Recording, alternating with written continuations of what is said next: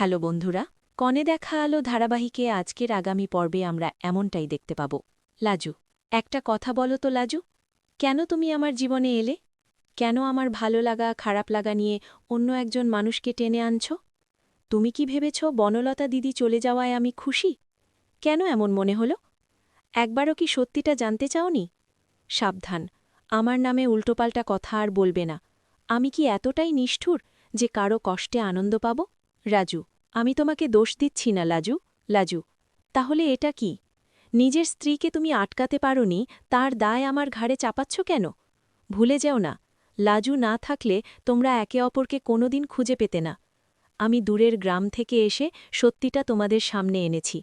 কৃতজ্ঞতা না থাক, কিন্তু বদনাম কেন? আজ নয়তো কাল বলবে আমিই নাকি ওকে বাড়ি ছাড়তে বাধ্য করেছি। রাজু, তুমি সব কিছুতে হস্তক্ষেপ করছ।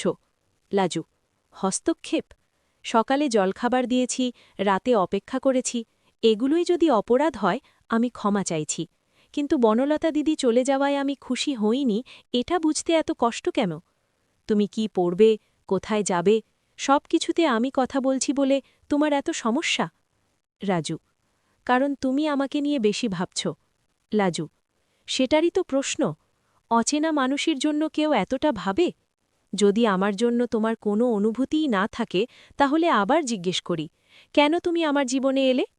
কেন আমার ভালো লাগা খারাপ লাগা নিয়ে এত মাথা ঘামাও? বলো তো রাজু, আমাকে আর ওকে একসঙ্গে দেখলে তোমার কি রাগ হয়?